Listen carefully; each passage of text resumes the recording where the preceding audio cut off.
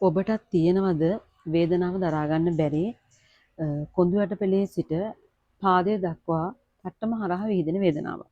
ගොඩක් රෝගීන් අන්න ඒ වගේ ලක්ෂණ පවසනවා. ඒ වගේම විදුලි කොටනවා, කකුල කැකුමයි, දණිස්සෙන් පල්ලෙහා පන නැහැ, යටිපතුල දැවිල්ලයි, කොන්ද නවන්න බෑ. මෙන්න මේ වගේ ලක්ෂණ බොහෝ රෝගීන් කියනවා. ඉතින් ගොඩ දෙනෙක්ට තියෙන නිසි ප්‍රතිකාරකින් සුව කරගන්න බැරි රෝගයක් තමයි මේ සයිටිකා කියලා කියන්නේ. මොකක්ද මේ සයිටිකා කියන්නේ? සයිටිකා ස්නායුව තෙරපීම නිසා තමයි මෙම රෝගය ඇති වෙන්නේ. ඉතින් රෝගීන් අතරත් යම් කිසි පැටලෙන ස්වභාවයක් තියෙනවා. රෝගයේ නමත් සයිටිකා, ස්නායුවත් සයිටිකා. මොකක්ද මේ? ඇත්තටම සයිටිකා ස්නායුව පීඩාවට පත් වෙන නිසා රෝගයත් ඒ නමින් තමයි හැඳින්වෙන්නේ සයිටිකා. එතකොට සයිටිකා රෝගයේදී කොඳු වැටපෙළේ පහළම කොටසේ සිට තට්ටම හරහා පාදයේ දක්වා දිවෙන ප්‍රධාන ස්නායුවක් පවතිනවා. ඉතින් මේ ස්නායුව බොහෝ විට අපගේ මහපට ඇඟිල්ල තරම් මහත ස්නායුවක්. මෙය එක පුද්ගලයාට ආවේනිකව ඒව ප්‍රමාණ තමන්ගේ මහපට ඇඟිල්ලට සමාන මහතකින් පවතිනවා. ඉතින් මෙම ස්නායුව පීඩාවට පත් වෙන්න පුළුවන් ආකාර අපි විමසා බලමු. මෙහිදී බොහෝ විට කශේරුකා දිරා යාම, කියන්නේ කොඳු වැටපෙළ දි รา පත් වීම, ඔස්ටියෝපොරොසිස්. එහෙම නැත්නම් මොන හරි වැටිලා තැලිලා කොඳු වැටයට හානියක් වෙලා කශේරුකා අතර ඩිම්බ තෙරපීමකට ලක්වීමෙන් මෙන්න මේ වගේ හේතු නිසා සයිටිකා ස්නායුව තෙරපෙන්න පුළුවන්.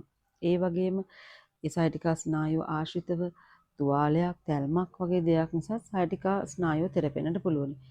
ඒ වගේම ඔස්ටියෝපයිට්ස්, එහෙම නැත්නම් ආසි දි รา පත් වෙලා ඔස්ටියෝආතරයිටිස්, මෙන්න මේ වගේ තත්ත්ව නිසා සයිටිකා ස්නායුවට පීඩාවන් පත් වෙන්න පුළුවන්. ඉතින් මෙන්න මේ වගේ හේතු නිසා සයිටිකා ස්නායුව තෙරපීමෙන්, ඇදීමෙන්, තැලීමෙන්, දි รา පත් වීමෙන් පාදයේ දක්වා දිවෙන වේදනාව තමයි මේ සයිටිකා කියලා හඳුන්වන්නේ.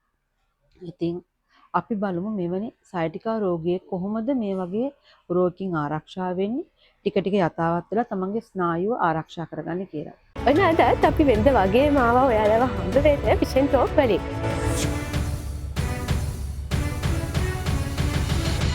සයිටිකා රෝගීන් අතර තියෙන ප්‍රධාන ගැටලුවක් තමයි සමහරක් සයිටිකා රෝගීන්ගේ මෙම පාදයේ එම මාංශ පේශිය වැහැරෙනවා, වේදනාව ඉවස ගන්නට බැහැ. කොඳු වැටයටත් වඩා ඒ අයට දැනෙන්නේ මේ කකුලේ තියෙන වේදනාවක් හැටියට තමයි මේක ඒ අය විස්තර කරන්නේ.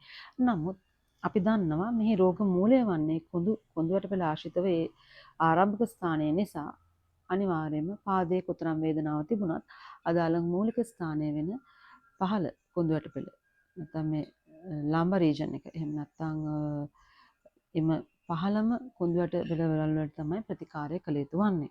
ඒ වගේම රෝගියාගේ සමහර ඇවතුම් පැවතුනොත් මෙම රෝගය තීව්‍ර කරන්න හේතු වෙනවා. රාත්‍රී කාලයේදී නෑම, අධික වේලාවක් තට්ටම් ප්‍රදේශයේ තැලෙන ලෙස වාඩි වී සිටීම, බොහෝ විට එක දිගට පැය ගණන් වාඩි වෙලා රැකියාවක් කරන අයට සයිටිකා රෝගය තියෙනවා නම් ඒ උග්‍ර වන්නට පුළුවනි. ඒ වගේම පෝෂණය අඩු වීමෙන්, කැල්සියම් ප්‍රමාණය දුර්වල වීමෙන් මෙවැනි හේතු නිසා සයිටිකා රෝගය උග්‍ර වන්න පුළුවනි. ඒ වගේම වතුර ප්‍රමාණය අඩු වීමෙන්, ස්නායුව වටා පවතින ඒ මෘදු ස්වභාවය අඩු වීමෙනුත් සයිටිකා රෝගය උත්සන්න වන්න පුළුවන්. ඒ වගේම අධික වේලාවක් හිටගෙන සිටීම, වේදනාව තිබියදී තවදුරටත් විවිධ ක්‍රියාවන්හි වගේ යෙදීම නිසාත්, බර එසවීම නිසාත් මේ සයිටිකා රෝගය තවත් උත්සන්න වන්න පුළුවන්. ඉතින් අපි කොහොමද මේ සයිටිකා රෝගය වළක්ව ගන්න, අඩු කරගන්න කරන්න පුළුවන් දේවල් කියලා බලමු. ආයුර්වේද මතයට අනුව සයිටිකා රෝගියෙකුගේ මේ බඩ ආශ්‍රිතව පවතිනා වූ මේ අපාන වාතයේ කෝපවීමත් මෙම රෝගය උත්සන්න කිරීමට හේතුවක්. ඔබට සමහරලාට සයිටිකා රෝගය තියෙනවා, ඔබට දැනෙලා ඇති ඔබගේ බඩ ආශ්‍රිතව බඩ පෙරලෙන සද්ද, බඩේ එක ගුරුගුරු සද්ද, ඒ වගේම වැසිකිලි යාමේ අපහසුතා, ඒ වගේම මල මුත්‍රා පිටවීම බොහොම අමාරුයි, එහෙම නැත්නම් යන්නෙම නෑ. මෙන්න මේ වගේ තත්ත්වවලදී සයිටිකා රෝගය උත්සන්න වෙනවා. ඉතින් මූලික වශයෙන්ම ආයුර්වේදයේ ප්‍රධාන ලෙස සඳහන් කාරණයක් තමයි සයිටිකා රෝගයේදී රෝගියාගේ මල පහ පිටවීම ක්‍රමවත් වෙන්නට ඕනේ. ඔබ අධිකව තදබල සයිටිකා රෝගයෙන් පීඩා විඳින කෙනෙක් නම් අනිවාර්යෙන් ඔබගේ එම මල පිටවීම පිළිබඳ දැනුවත් වන්න. මෙහිදී නිවැරදි ආහාර ගැනීම, වතුර වැඩිපුර පානය කිරීම, ගස් ලැබූ පලා වර්ග වැනි ආහාරයට එකතු කර ගැනීම වැදගත්.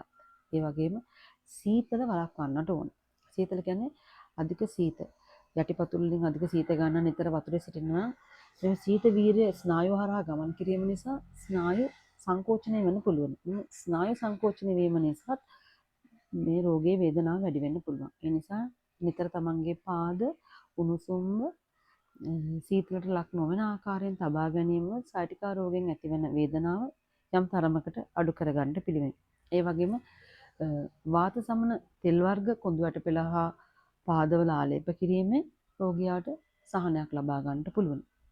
නමුත් ඔබට සායිටිකා රෝගයේ ප්‍රභේද තියෙනවා. ඉතින් ඔබට තියෙන්නේ මොන වගේ සායිටිකා රෝගයක්ද කියලා දැනගන්නට ඔබ වෛද්‍යවරයාව හමු වෙලා රෝග පරීක්ෂාවකින් අනතුරුව ඔබට නිට්ටාවෙන් සනීප කරගන්න අවශ්‍ය නම් ප්‍රතිකාර ලබා ගන්න පුළුවන්. ඒ වගේම මේ සායිටිකා රෝගීන්ගේ මේ කොඳු වැටපෙළ ආශ්‍රිතව ඇතිවෙනා වූ මූලික නිදාන දෝෂය වෙන අස්ථි දිරාපත් වීම, බිම්බ ප්‍රාසාන එළියට පැනීම, ඒ වගේම ඔස්ටියෝපයිට්ස් හැදෙන එක, එහෙම නැත්නම් මේ අස්ථි වල අමතර උල් වගේ මේ තැන්පත් වෙච්ච ස්වභාවය, ඒ වගේම මොන හරි රුණ ශෝත වගේ දෙයක් නිසා කොඳු වැටපෙළ ආශ්‍රිතව තියෙනා වූ ගැටලු. මෙන්න මේ ගැටලු අවම කර ගැනීම තුළින් සායිටිකා රෝගයෙන් නිට්ටාවට සනීප කරගන්න පුළුවන්. මේ සඳහා ඔබ ඔබගේ ආයුර්වේද වෛද්‍යයා හා සාකච්ඡා කරලා නිසි ප්‍රතිකාරයකට යොමු වීම වැදගත්.